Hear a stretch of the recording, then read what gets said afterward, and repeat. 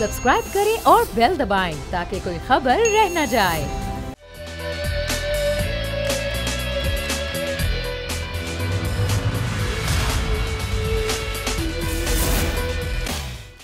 बिस्मिल्लाहिर्रहमानिर्रहीम, अस्सलामुअलैकुम। प्रोग्राम में मैं सुमैया रिजवान आपको खुश आमदीद कहती हूँ। नाजरीन, सूरत हाल मुल्क की बेहतर होना शुरू हो गई है। मईशत के हवाले से भी अच्छी खबरें आ रही हैं। सऊदी अरब ने 2 अरब डॉलर जो हैं वो स्टेट बैंक में जमा करा दिए हैं। उन सारी सूरत हाल पर भी हम बात करेंगे। सियासी तौर पर मीटिंग्स क्या हो रही हैं, क्या जोड़ तोड़ हो रही है, रूठने वालों को मनाने का सिलसिला भी जारी है। आज ये सब चीज़ें भी प्रोग्राम का हिस्सा होंगी, लेकिन सबसे पहले जो आगाज़ करेंगे हम वो करेंगे कोर्ट की खबर से। तो आज कोर्ट की खबर में बात करने लगे हैं सुप्रीम कोर्ट में, जहां पर जस्टिस काजी फाइज ईजा और जस्टिस सरदार तारिक मसूद के खिलाफ तौहीन अदालत की दरख्वास्त दायर कर दी गई है। उसमें आज क्या हुआ, इस दरख्वास्त को दायर करने के बाद से मतन क्या था, सबसे पहले ज़रा इस पर बात कर लेते हैं। हमें ज्वाइन करें हमारे नुमाइंदे तैयब बलोच। ताइएगा, ये जो दरख्वास्त दायर की गई है, क्या कहा गया है इसमें? बेसिकली ये दरख्वास्त जो है वो ये एक आप कह सकती हैं कि ये प्रॉक्सी पटिशन है, यानी कि इस दरख्वास्त का मकसद जो है वो महज यही है कि जस्टिस सरदार तारिक मसूद और सुप्रीम कोर्ट के नामजद चीफ जस्टिस काजी फैज़ ईसा के ख़िलाफ़ जो है या उन पर दबाव बढ़ाना है। इसके अलावा इस दरख्वास्त का कोई ख़ास मुद्दा या मकसद नहीं और इसकी कानूनी हैसियत भी नहीं बनती। लेकिन दरख्वास्त गुजार शाहिद राना की जानिब से जो है वो दरख्वास्त में मौक़िफ़ ये अख्तियार किया गया है कि दोनों सुप्रीम कोर्ट के सीनियर तरीन जजेस ने जो है वो supreme court practice and procedure act से मुतल्लिक जो सुप्रीम कोर्ट हुक्म इम्तना दे चुकी है, ये हुक्म इम्तना इन्होंने मानने से जो है वो इनकार कर दिया है। तो इसी वजह से इनके खिलाफ तौहीन अदालत की जो है कार्रवाई की जाए। तो ये तो उस दरख्वास्त में मुद्दा और मकसद बयान किया गया है। ताम जब हम इसकी लीगल वर्थ देखते हैं तो हमें इसकी लीगल वर्थ के अंदर जो है वो कोई ख़ास चीज़ नज़र नहीं आती, क्योंकि सुप्रीम कोर्ट भी मुतअद्दिद मरतबा कह चुकी है और वैसे कानून भी यही कहता है कि जो तौहीन अदालत होती है वो तौहीन करने वाले और अदालत के दरमियान होती है, कोई भी और शख्स इसमें फरीक नहीं बन सकता। तो ये खामखा इन्होंने जो है वो इस दरख्वास्त दायर कर दी। और इस सवाल से मैं अगर आपको बताऊं तो जस्टिस काजी फैज़ ईसा के खिलाफ पहले भी एक तौहीन अदालत की दरख्वास्त दायर की गई थी, तो उसको चीफ जस्टिस उमर अता बंदियाल ने महज इस वजह से रिजेक्ट कर दिया कि ये मामला जो है तौहीन अदालत का, ये अदालत और तौहीन करने वाले के दरमियान होता है। फिर इसके साथ साथ जो हाजिर सर्विस जज होते हैं या मुतल्लिका अदालत के जज होते हैं उनके खिलाफ तो तौहीन अदालत हो ही नहीं सकती। तो इसी वजह से ये दरख्वास्त जो है इसका कोई कानूनी हैसियत नहीं है। इस दरख्वास्त के ऊपर रजिस्ट्रार सुप्रीम कोर्ट की जानिब से एतराज़ात लगा दिए जाएंगे और इस दरख्वास्त को उठाकर बाहर फेंक दिया जाएगा। लेकिन इसका जो हमें वैध एक मकसद नजर आता है, मकसद सिर्फ यही है कि जस्टिस काजी फैज़ ईसा जो नामजद चीफ जस्टिस हैं और फिर सुप्रीम कोर्ट के जो सीनियर तरीन जज हैं जस्टिस सरदार तारिक मसूद, उनके खिलाफ जो है वो दबाव बढ़ाया जाए और सोशल मीडिया पर महज एक प्रोपेगेंडा किया जाए। इससे बढ़कर इस दरख्वास्त की जो है वो कोई आईनी और कानूनी हैसियत जो है वो नहीं है। ठीक है, बहुत शुक्रिया आपका तैयब। वैसे तो ज़ाहिर है इस दरख्वास्त की कोई आईनी और कानूनी हैसियत नहीं है, तो इसका अंजाम भी वैसा ही होगा। ज़ाहिर है ये दरख्वास्त तो अलबत्ता दायर की गई है। जिस तरह मैंने अपने नाज़रीन इंट्रो में कहा, तो उसी लिहाज से ज़रा आगे बढ़ते हैं। मईशत के हवाले से बेहतरी नज़र आना शुरू हुई है, क्योंकि अगर हम बात करें एशियन डेवलपमेंट बैंक, फिर कल IMF से वज़ीर ख़ज़ाना ने एक उम्मीद सुनाई है कि कल जब इजलास होगा तो 24 घंटों के अंदर अंदर जो 1.2 अरब डॉलर्स हैं वो मिल जाएंगे, वो जारी कर दिए जाएंगे। फिर आज सऊदी की तरफ से 2 अरब डॉलर का स्टेट बैंक में आना, उसके अलावा आलमी बैंक, एशियन डेवलपमेंट बैंक, चीन, UAE तमाम तरफ से ज़ाहिर IMF की डील के बाद 8.2 अरब डॉलर की उम्मीद है। अभी हमने देखा कि जो ज़र मुबादला के ज़खायर हैं वो बढ़ के 11.75 तक पहुँच चुके हैं। तो सूरत हाल किस तरफ जा रही है, जो सरमायाकारी है वो किस तरीके से पाकिस्तान में आएगी, इंपोर्ट खुलने के बाद हमारे रुपए की कदर क्या होगी, डॉलर क्या सस्टेन रहेगा या फिर वो फिर से बढ़ेगा, ये बहुत सवालात हैं जो आप लोगों के जहनों में भी हैं। इसी पर हम बात करेंगे। खुर्रम शहजाद साहब मेरे साथ मौजूद हैं, हमारे माशरात हैं। अस्सलाम वालेकुम खुर्रम। जी वालेकुम अस्सलाम। खुर्रम साहब, आप किस तरीके से देख रहे हैं? अच्छी हैं, पॉजिटिव खबरें हैं, सूरत हाल बेहतरी की तरफ तो जा रही है, लेकिन किस तरीके से सस्टेन करेगी और हुकूमत की पॉलिसीज आपको कैसे नजर आती हैं? देखें, एक तो ये एक्सपेक्टेड था कि IMF के स्टाफ लेवल के बाद, बेसिकली एक्सपेक्टेड उस वक्त था कि इस बोर्ड के बाद, IMF का बोर्ड जो कल शेड्यूल्ड है, उसके बाद जो है ये एक्सपेक्टेड था कि सऊदी अरेबिया से 2 अरब डॉलर आएंगे और मुत्तहिदा अरब अमारात से भी 1 अरब डॉलर आएगा, लेकिन उससे पहले आ चुका है। तो ये अच्छी डेवलपमेंट है, नंबर 1। सेकेंडली ये कि कुछ चाइना से रोल ओवर्स हैं $3-3.5 बिलियन के आने वाले महीनों में, और फिर उसके बाद वर्ल्ड बैंक के कुछ एशियन इंफ्रास्ट्रक्चर बैंक से कुल मिला के कुछ 6-7 बिलियन डॉलर्स के इनफ्लोज हैं। इनफ्लोज कह रहे हैं, उसमें रोल ओवर भी शामिल हैं। तो मुझे लगता है कि ये एक अच्छी चीज़ होगी कि ये गवर्नमेंट जो है अच्छा रिजर्व का जो आपका ज़र मुबादला है उसका एक अच्छा पोर्शन छोड़ के जाए इंटरिम गवर्नमेंट के लिए, क्योंकि आगे मैं आपको बताऊं 6 महीने में कर्जों की अदायगियां भी हैं, तकरीबन कुछ 6 अरब डॉलर की अदायगियां हैं, तो वो अदायगियां भी करनी होगी। फिर उसके साथ 2 रिव्यूज हैं IMF के, बिल्कुल, यानी कि एक तो रिव्यू ये हो जाएगा कि बोर्ड अभी कल अनाउंस करता है अगर, और उसके बाद हमें 1 अरब डॉलर मिल जाएगा, उसके बाद 2 अरब डॉलर मजीद हमें लेने होंगे, तो वो लाजमी है। हमें IMF के प्रोग्राम में रहना जरूरी है जब तक नए इलेक्शन होकर नई गवर्नमेंट नहीं आ जाती। चैलेंज मुझे ये लगता है कि 6 महीनों में 2-3 इनफैक्ट चेंज ऑफ गार्ड्स होंगे। एक गवर्नमेंट ये जाएगी, फिर जो है इंटरिम गवर्नमेंट आएगी, फिर एक नई गवर्नमेंट आएगी इलेक्शंस के बाद। तो मुझे लगता है कि शॉर्ट टर्म में रुपया बेहतर हो सकता है और साथ में इंपोर्ट्स खुलने की वजह से आपके इन्फ्लेशन में थोड़ी कमी हो सकती है। फिर एट द सेम टाइम आपकी जो IMF के कंडीशंस हैं उसमें ये कि क्योंकि आपने बिजली की बढ़ानी है और रुपये को आपने जो है मार्केट बेस्ड रखना है, तो इन सब वजूहात पे मुझे लगता है इन्फ्लेशन में बहुत ज्यादा कमी एक्सपेक्टेड नहीं है और रुपया लॉन्ग टर्म में वीक ही लगता है, बहुत ज्यादा स्ट्रांग नहीं लगता, क्योंकि आगे कर्जों की अदायगियां बहुत ज्यादा, और जब तक रिफॉर्म्स नहीं होते सारी चीजें कंटिन्यूअसली। अच्छा, क्योंकि मेरा अगला सवाल रिफॉर्म पे ही था, आपने खुद ही बात छेड़ दी रिफॉर्म्स की। ये हुकूमत कह रही है कि हमारी तरजीहात हैं रिफॉर्म्स करना, एक तो उनके पास टाइम कम है, इतने कम टाइम में आपको लगता है कि रिफॉर्म्स कर पाएंगे? फिर इंटरिम गवर्नमेंट आ जाएगी, फिर डेफिनेटली नई हुकूमत आएगी, तो ये इतना कम अरसे में एक तो ये चीज़ हो पाएगी। दूसरी बात ये कि ये 3 हुकूमतों तक जो IMF से आपकी निगोसिएशन चलेंगी और जायज़ा इजलास होंगे, वो एक चीज़ पर इंटैक्ट रहना कितना ज़रूरी होगा, और वो ज़रूरी होते हुए आप आवाम को रिलीफ किस तरह से दे पाएंगे? नहीं, मुझे लगता है ये बिल्कुल ऐसा नहीं होगा। उसकी वजह ये कि इस गवर्नमेंट के पास तो अब हार्डली कोई मेरे ख्याल में कोई 27-28 दिन है, और उसमें रिफॉर्म जब पिछले 16 महीने में नहीं हुए, रिफॉर्म जब पिछले 5 साल में नहीं हुए, रिफॉर्म जब पिछले 20 सालों में नहीं हुए, तो आप क्या 20 दिनों में एक्सपेक्ट करती हैं? तो उसमें आप बिल्कुल एक्सपेक्ट करें, हाँ किए जा सकते थे, बहुत सारी चीजें बेहतर हो सकती थी अगर हम बजट में सही जगह टैक्सेस लगाते और जहाँ से टैक्स लेना दे रहे हैं ऑलरेडी उनको टैक्स कम करते, बल्कि सैलरी क्लास को 2.5% टैक्स ऐड कर दिया है, जो कि बिल्कुल मुनाफी है इस चीज के, कि जो कि ये होना चाहिए कि जिसमें हम कहते हैं कि एग्रीकल्चर सेक्टर है, होलसेल रिटेल है, ट्रांसपोर्ट है, प्रोफेशनल्स हैं, कुछ हिस्सा अभी भी रियल एस्टेट में बाकी है, बहुत सारी चीजों पर टैक्स लगाया जा सकता है और फॉर्मल सेक्टर से टैक्स कम किया जा सकता है। हमारी इकोनॉमी का टैक्स बर्डन इस पूरे खित्ते में सबसे ज्यादा हो चुका है, और मजा की बात यह है कि टैक्स टू GDP सबसे कम है हमारा पूरी दुनिया में। मतलब ये ना कि हम कुछ ही टैक्स पे से पैसा लेते जा रहे हैं और बाकी खर्चे बहुत ज्यादा हैं, हमारे पेंशन के खर्चे हैं, पब्लिक सेक्टर एंटिटीज के इतने लॉसेस हैं, एनर्जी सेक्टर में इतने लॉसेस हैं भैया। तो बात यह है कि ये पहले किया जा सकता था, लेकिन जब अभी नहीं हुआ तो आप क्यों एक्सपेक्ट कर रहे हैं 20 दिन में कुछ चीज में ये होगा? मुझे नहीं लगता कोई रिलीफ दिया जाएगा। अगर रिलीफ दिया भी तो IMF के हम अंडर हैं, तो प्रॉब्लम ज्यादा क्रिएट हो जाएगी। रिलीफ वोट बैंक के लिए ना देना बेहतर है इस वक्त, क्योंकि वोट बैंक के लिए आगे प्रॉब्लम होगी। अगर आज रिलीफ दे दिया तो बाद में बड़ी रिलीफ हमारे लिए जो है बहुत बड़ा नुकसान बनता है। आप बिल्कुल दुरुस्त फरमा रहे हैं। एक चीज़ और है कि जब भी कोई मुल्क इंटरेस्ट रेट को बढ़ाता है तो उसकी तरजीहात ये होती हैं कि आवाम अपने खर्चे कम करें ताकि महंगाई को, डिमांड को भी हम कम करें, लेकिन हमारे पास इसका उल्टा इम्पैक्ट होता है। अभी इतना इंटरेस्ट रेट बढ़ा हुआ है, डेफिनेटली इंटरेस्ट रेट आपको लगता है कि हुकूमत कम करेगी, और अगर कम करेगी तो फिर हुकूमत की मीशत को किस तरीके से आगे लेकर चलेगी? आप बिल्कुल एक्सपेक्ट ना करें 9 महीने तक कुछ भी नहीं होगा। 9 से 10 महीने आप ये देखें कि 9 महीने तक यही सारी कंडीशंस रहेंगी। इंपोर्ट्स थोड़ी खुल सकती हैं डेफिनेटली, उससे इंडस्ट्री को इंपोर्ट्स खुलने की वजह से आहिस्ता आहिस्ता इंडस्ट्री को जो है रॉ मटेरियल मिलना शुरू होगा उस एक्सटेंड पे जो कि अभी नहीं मिल रहा। उससे ये होगा कि इंडस्ट्री थोड़ी आपकी चलना शुरू होगी, लेकिन आप एक्सपेक्ट ना करें कि 9 महीने 10 महीने से पहले, जब तक ये प्रोग्राम खत्म नहीं होता, जब तक नई गवर्नमेंट नहीं आती, जब तक इन्फ्लेशन नीचे नहीं आती, उस वक्त तक इंटरेस्ट रेट्स नीचे आए। क्या आप ये एक्सपेक्ट करें कि GDP की वैल्यू यहाँ से बस आधी जो है रिकवर कर जाएगी? बिल्कुल एक्सपेक्ट ना करें। रियलिस्टिकली स्पीकिंग रुपी वीक लगता है, आगे कर्जों की हमारी बहुत पेमेंट्स हैं, जब तक हम कर्जों को रिस्ट्रक्चर नहीं करते बाहर के कर्जों को। मैं 2 साल की बात कर लूं कि 2 साल में कुछ बेहतरी होगी?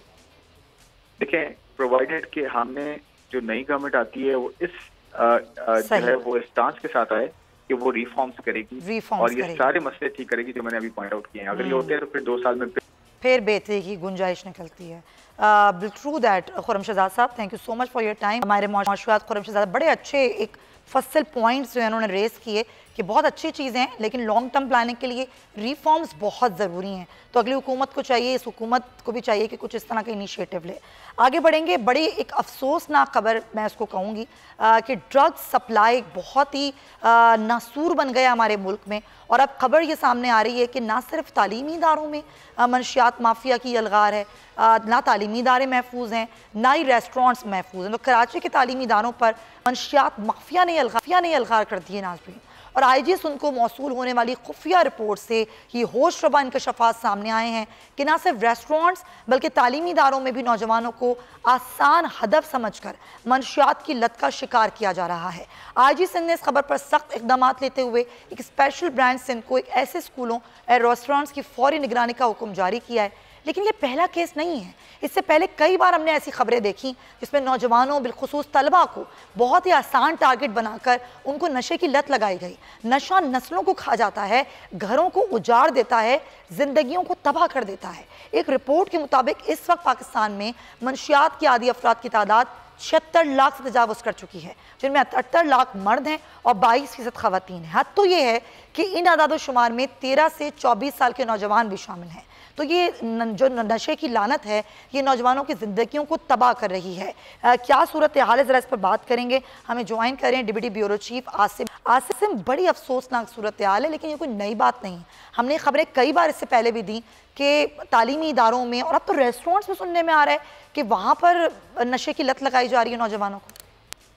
जी सुमैया 2018 में उस वक्त के SP सदर ने एक रिपोर्ट तैयार की थी जिसमें पोश इलाकों के होटल्स और पोश इलाकों के जो कॉलेजेस यूनिवर्सिटीज़ हैं प्राइवेट, वहाँ पर एक बड़ी तादाद में स्टूडेंट्स को नशा आवर चीज़ें फराहम की जा रही हैं और इस पर बड़ा काम किया गया व्हाट्सएप के ज़रिए, और मुख्तलिफ एप्लीकेशन बनाई गई ड्रग डीलर्स की जानिब से जो कि इन स्टूडेंट्स को और इस पोश इलाकों में यहाँ तक कि होम डिलीवरी तक ये नशा किया जाता रहा है, जो कि अब दोबारा IR रिपोर्ट आई है उस तो दोबारा हाईलाइट किया गया है कि ये नशा और जो मुख्तलिफ इकसाम के नशे हैं बढ़ते चले जा रहे हैं और पोश इलाकों से बढ़कर वो अब छोटे छोटे इलाकों में भी जा रहे हैं। इसमें जो पोश इलाकों के नौजवान हैं उनके पास ज़ाहिर पैसा है, वो अपने पैसे के जरिए अपने घरों पे मंगवा लेते हैं, लेकिन इसमें यह भी देखा गया कि एक साहब एडिशनल IG ने भी इस पर रिपोर्ट तैयार की थी कि नशे के इस्तेमाल की वजह से जो नौजवान बिल्कुल टीन एजेस लड़के हैं वो इसमें चोरियां कर रहे हैं, डाके मार रहे हैं, स्ट्रीट क्राइम की वारदातें मुलविस हैं। तो ये सब रिपोर्ट हुए, लेकिन इस पर अब तक बदकिस्मती से जिस तरीके से हुकूमत वक्त को या कानून नाफिज करने वाले इदारों को, एंटी नार्कोटिक्स फोर्स को, इन सबको मुश्तरका कार्रवाइयाँ करनी चाहिए समैया, अब तक वो कार्रवाइयाँ नजर नहीं आ रही है। आज हमने एक ऑपरेशन भी देखा था कराची के इलाके में, तो वहां पर तो उनके पास इतना जदीद असला आता मंशियात फरोशों के पास कि वो पुलिस ही भाग गई वहां से। जी देखें असमैया, ये औरंगी टाउन का इलाका है और उर्दू चौक से आगे जाकर ये इलाका है पहाड़ी के बिल्कुल करीब, जहाँ पर देखा गया कि दो मंशियात फरोश ग्रुपों में तसादुम हुआ और भारी हथियार उसमें इस्तेमाल किए गए। और इससे अंदाजा लगा लिया कि पुलिस की मोबाइल खड़ी है और मंशियात फरोशों के आगे पुलिस भी नहीं टिक रही, वो अपनी मोबाइल छोड़ के वहाँ से भागने में ही उन्होंने आफियत जानी। तो मैं दोबारा समझिए कहूँगा कि खाली पुलिस नहीं, दीगर कानून नाफिज करने वाले इदारे भी जब इस नशे की लत को सीरियस लेंगे और इस पर काम करेंगे तो ही हमारी कुछ हो सकता है। अदरवाइज तो जाहिर है ये लत बड़ी ख़राब है, ये एक नासूर की तरह जड़ों को खोखला कर रही है और टारगेट इनका वही नौजवान होते हैं जिनको जाहिर डेफिनेटली वो इजी टारगेट होते हैं। बहुत शुक्रिया डिप्टी ब्यूरो चीफ आसिम बात इसी पर बात करने के लिए। मुझे ज्वाइन करें chairman school association Tariq Shah साहब। अस्सलाम वालेकुम तारिक साहब। तारिक साहब आपको आवाज़ आ रही है मेरी? अस्सलाम वालेकुम। वालेकुम अस्सलाम। तारिक साहब, कराची के स्कूलों में इंकशाफ हुआ है, ये रिपोर्ट बता रही है कि स्कूलों में नशा सप्लाई किया जा रहा है और जो बच्चे हैं वो इजी टारगेट हैं। किस तरीके से अब इंतज़ामिया इसको कंट्रोल करेगी कि फिर माँ बाप तो ये समझेंगे बच्चे तो स्कूल में ही महफूज नहीं है, वहाँ पर भी उनको ड्रग्स लग सकती है। जी देखिए, बहुत अहम इशू है, इसको आप बड़ा अच्छा हाईलाइट कर रहे हैं और हम भी बारहा हुकूमत से जो है ना ये अपील करते रहे कि देखिए स्कूल के अंदर तो खुदा न खास्ता ना कभी ऐसा हुआ है ना कभी होगा कि स्कूल के अंदर ऐसी कोई चीज़ डील की जाए, लेकिन हाँ ये ज़रूर होता है कि स्कूल के बाहर जो स्टॉल्स लगते हैं, स्कूल के बाहर जो डिफरेंट चीज़ें खाने पीने की बेची जा रही होती हैं, उसके साथ ऐसे लोग भी वहाँ मौजूद होते हैं जो कि ये सब चीजें बच्चों में वहाँ फरोग कर रहे होते हैं। अच्छा, मैं यहाँ पर सॉरी आपको रोकूंगी, एक चीज और है, सिर्फ स्कूल के बाहर नहीं, हमने तो ये भी खबरें सुनी कि स्कूल के अंदर बच्चों के पास, यानी कि वो बच्चे जो कि शायद पहले से आदी हैं नशे के, वो दूसरे बच्चों को सप्लाई कर रहे हैं। तो ये तो फिर चेक एंड बैलेंस करना अंदर भी बड़ा ज़रूरी है स्कूल के।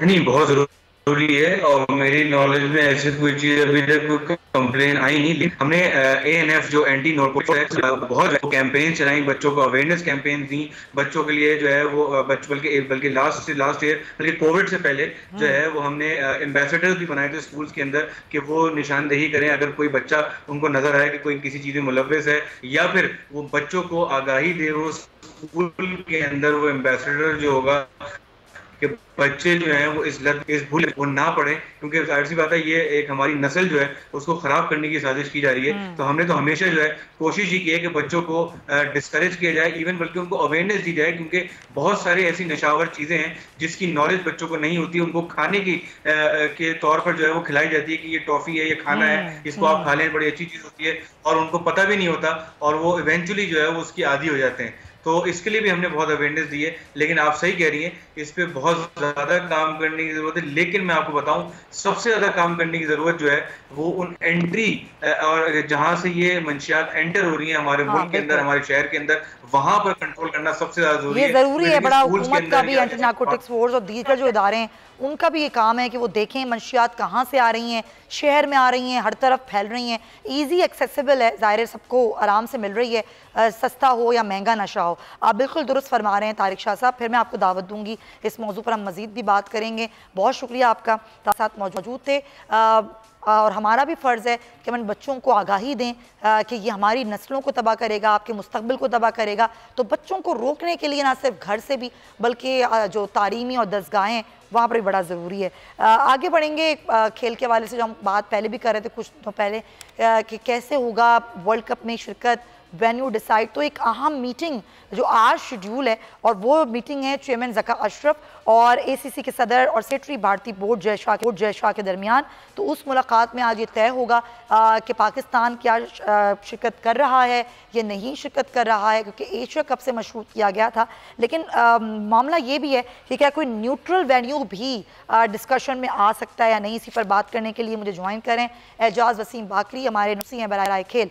जी एजाज, क्या डिस्कशंस हो सकती हैं कि एक तो ये कि न्यूट्रल वेन्यू क्या वो भी डिस्कशन में आ सकता है, और सेकंड ये कि पाकिस्तान के वाकई एशिया कप से मशरूत करेगा इस चीज़ को कि पाकिस्तान वर्ल्ड कप में जाए इंडिया या नहीं। देखें, पाकिस्तान क्रिकेट बोर्ड के अब जो नई मैनेजमेंट कमेटी के सरबराह ज़का अशरफ ने जब चार्ज लिया, तो उसके बाद भी और उससे पहले भी जब उनको वजीर आजम ने नॉमिनेट किया था PCB के लिए, तो उन्होंने कहा था क्योंकि अब एशिया कप का ऐलान हो चुका है, पाकिस्तान के पास 4 मैचेस हैं और एशिया कप का जो दूसरा मरला है वो श्रीलंका में होगा। तो अब एशिया कप को तो पाकिस्तान क्रिकेट बोर्ड एसोसिएट नहीं कर सकता इस वर्ल्ड कप को कि पाकिस्तान में इंडिया नहीं आ रहे, क्योंकि वो नजम सेठी पाकिस्तान क्रिकेट बोर्ड के बतौर मैनेजमेंट कमेटी चेयरमैन वो काम कर गए हैं जो कि पाकिस्तान के खिलाफ गया है। उन्होंने ACC को गारंटी दी, उन्होंने खुद हाइब्रिड मॉडल को मुतारिफ कराया। सो अब एशिया कप तो हमें इसी सूरत के अंदर ही कराना पड़ेगा कि इंडिया यहाँ पे नहीं आ रहा है। अब वर्ल्ड कप बिल्कुल एक सेपरेट चीज है, और वर्ल्ड कप के लिए आज जैसे आपने बताया कि ज़का अशरफ की और जय शाह की आपस में डरबन में मुलाकात है। उस मुलाकात में देखें, पाकिस्तान के पास जो ऑप्शन है वो बड़े महदूद से हैं। पाकिस्तान ज्यादा से ज्यादा ये कर सकता है कि अहमदाबाद जो कि गुजरात सूबे के अंदर शहर है, वहां पर इंडिया ने अपने साथ पाकिस्तान का मैच रख दिया है। पाकिस्तान सिक्योरिटी का बहाना बना के वो मैच वहां से शिफ्ट करने की डिमांड कर सकता है।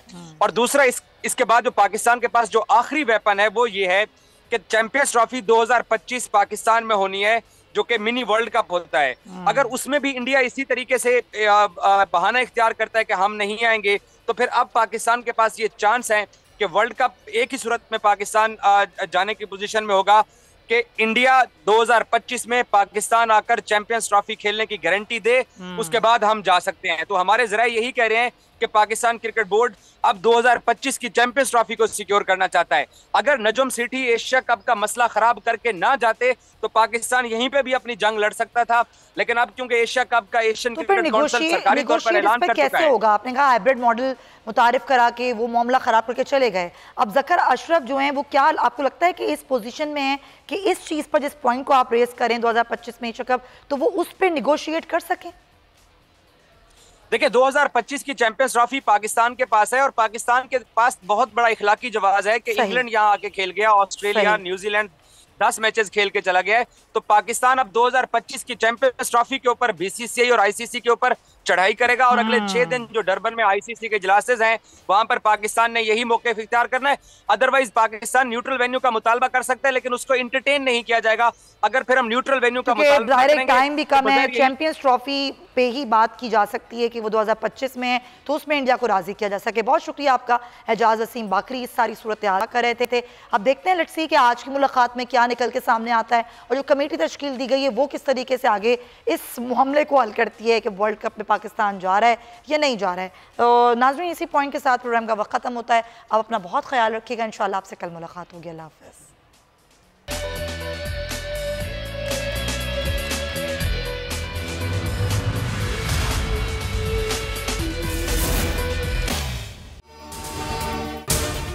अगर आपको ये वीडियो पसंद आई है तो सब्सक्राइब करें और बेल आइकन पर क्लिक करें।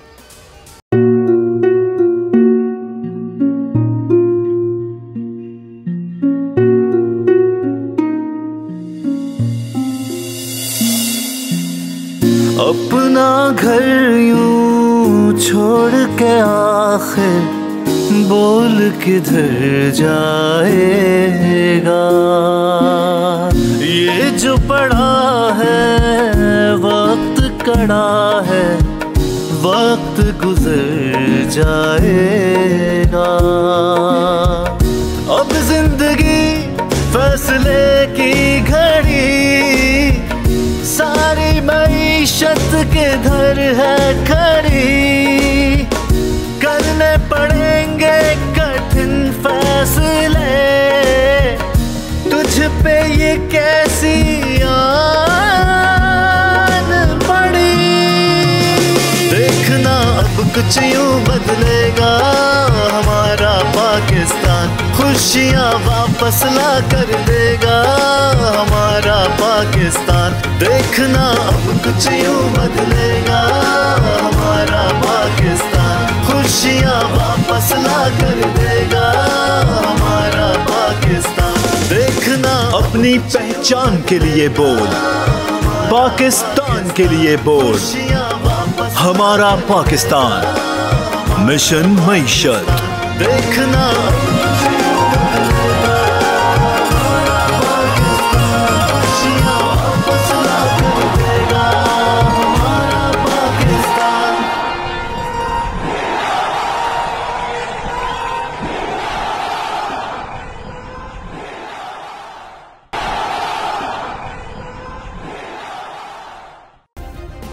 सब्सक्राइब करें और बेल दबाएं ताकि कोई खबर रह न जाए।